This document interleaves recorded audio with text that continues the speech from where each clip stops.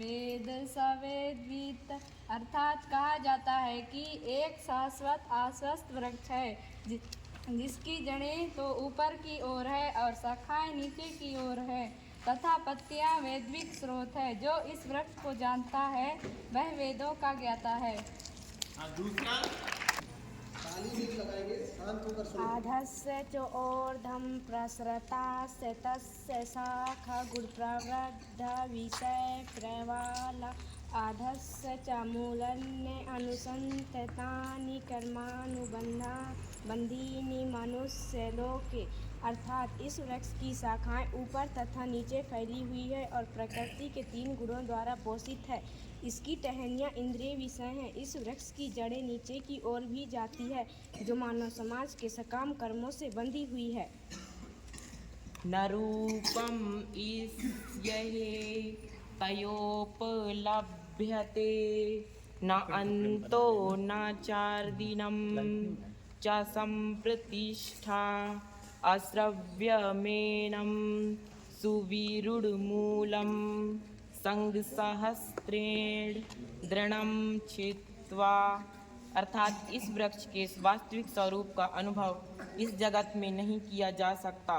कोई भी नहीं समझ सकता कि इसका आदि कहाँ है, इसका अंत कहाँ है या इसका आधार कहाँ है। लेकिन मनुष्य को चाहिए कि इस दृढ़ मूल वाले वृक्ष को विकृति के शस्त्र से ना काट गिराए। सुनो सुनो सुनो, सुनते जाओ, लगातार होना है ना, लास्ट में ताली बजाना। परिमा अर्घेत्वं यस्मिन् गता न निवार्त अन्ते भूया तमेव चादं पुरुषं प्रापति यत् प्रावर्ति प्रासृता पुराणी, अर्थात तत्पश्चात उसे ऐसा स्थान की खोज करनी चाहिए जहाँ जाकर लौटना न पड़े और जहाँ उस भगवान की शरण ग्रहण कर ली जाए जिससे अनादिकाल से प्रत्येक वस्तु का सूत्रपात तथा विस्तार होता आया है।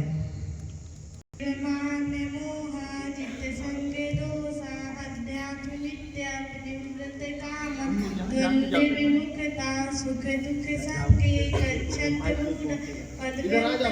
अर्थात जो झूठी प्रतिष्ठा मोह तथा संगति से मुक्त है, जो शाश्वत तत्व को समझते हैं, जिन्होंने भौतिक काम को नष्ट कर दिया है, जो सुख तथा दुख के घर से मुक्त हैं और जो मोह रहित होकर परम पुरुष के शरणागत होना जानते हैं, वे उस शाश्वत आत्मा को प्राप्त होते हैं।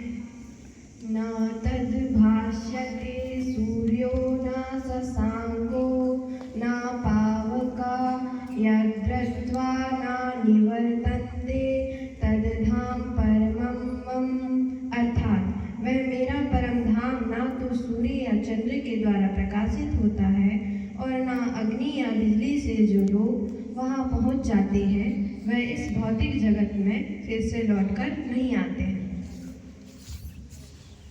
त्वमेवांसो जीवलोके जीवभूता सनातन मनसष्टनेन्द्रियाणि प्रकृतिस्थानि कर्षति, अर्थात इस बद्ध जगत में सारे जीव मेरे शाश्वत अंश है। बद्ध जीवन के कारण वे चाहो इंद्रियों से घोर संघर्ष कर रहे हैं, जिनमें शरीरं यदा वापनोति यचापि उक्रमति स्वरः गृहीत्वैतनी संयति वायुगन्ध निमास्यता, अर्थात इस संसार में जीव अपनी देह आत्मा बुद्धि को एक शरीर से दूसरे में उसी तरह ले जाता है जिस तरह वायु सुगंधित को ले जाता है।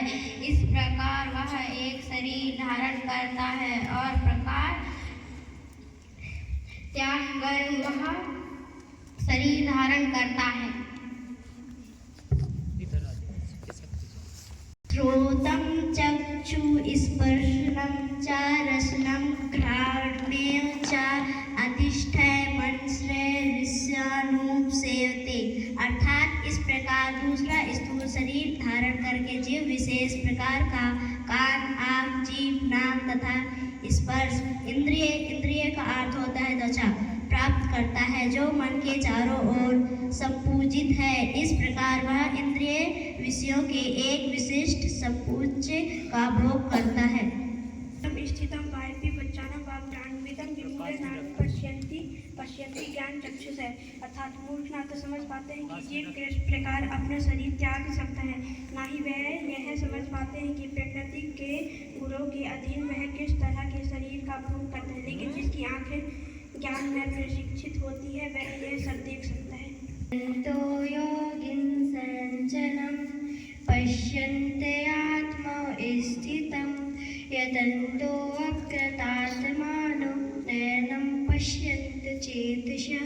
अर्थात आत्म साक्षात्कार को प्राप्त प्रयत्नशील योगी जन यह सब स्पष्ट रूप से देख सकते हैं, लेकिन जिनके मन विकसित नहीं है और जो आत्म साक्षात्कार को प्राप्त नहीं है, वे प्रयत्न करके भी यह नहीं देख पाते कि क्या हो रहा है। आदित्य तेजो जगत से खिलम यः चंद्रमासी चंद्र का तेजो विद मम कम। अर्थात सूर्य का तेज जो सारे विश्व के अंधकार दूर करता है, इससे ही निकलता है। चंद्रमा तथा अग्नि के तेज भी मुझसे उत्पन्न है। विश्वचा भूतानि धार्यमोजसा पुष्णामि चौषधि सर्वा सोमो भूत्वा रसात्मा। मैं प्रत्येक लोक में प्रवेश करती हूँ और मेरी शक्ति से सारे लोग अपनी कक्षा में स्थित रहते हैं। मैं चंद्रमा बनकर समस्त वनस्पतियों को जीवन रस प्रदान करती हूँ। अहं वैश्वानरो भूत्वा प्राणिनां देहाश्रितः प्राणपान समायुक्तः पंचम्यं चतुर्वेदम। अर्थात मैं समस्त जीवों के शरीरों में पाचन अग्नि वैश्वानर हूँ और मैं श्वास प्रवास प्राणवायु में रहकर 4 प्रकार के यंत्रों को बचाता हूँ। सर्वस्य चाहं हृदि सन्निविष्टो मत्तः स्मृति ज्ञानीमपोहनं च वेदश्च सर्वैरहमेव वेद्यो वेदांत प्रददेत विदेव चाहम्।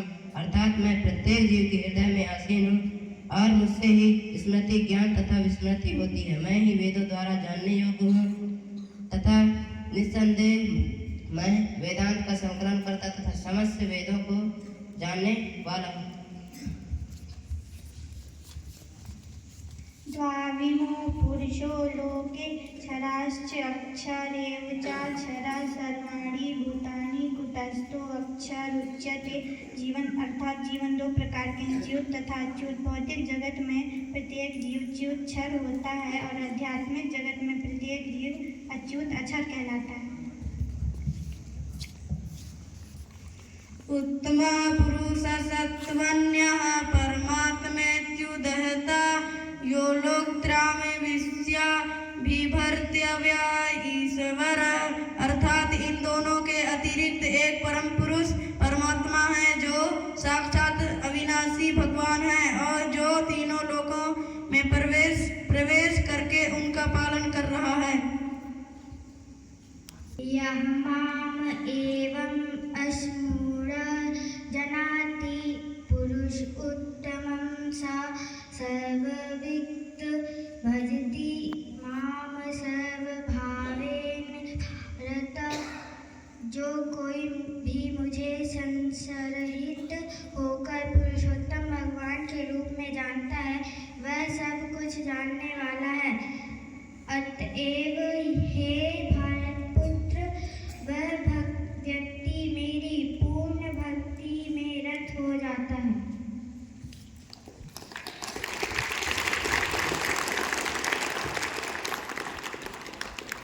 भारतीय संस्कृति में जितने भी वेद पुराण हैं, इन सभी का निचोड़ मानव प्रेम करे, आपस में सद्भाव से रहे और इन सभी उपदेशों को माने, तो हमारी जो भारत है वह विश्व गुरु पहले रहा है और रहेगा।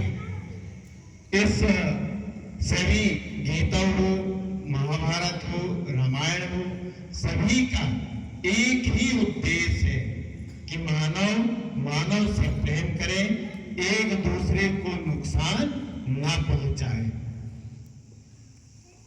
उद्देश्य से ही इस गीता के 15 अध्याय का वाचन किया गया।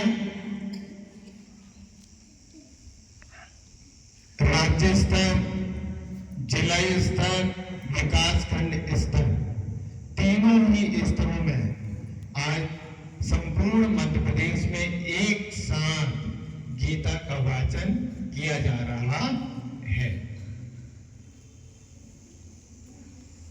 इसके कुछ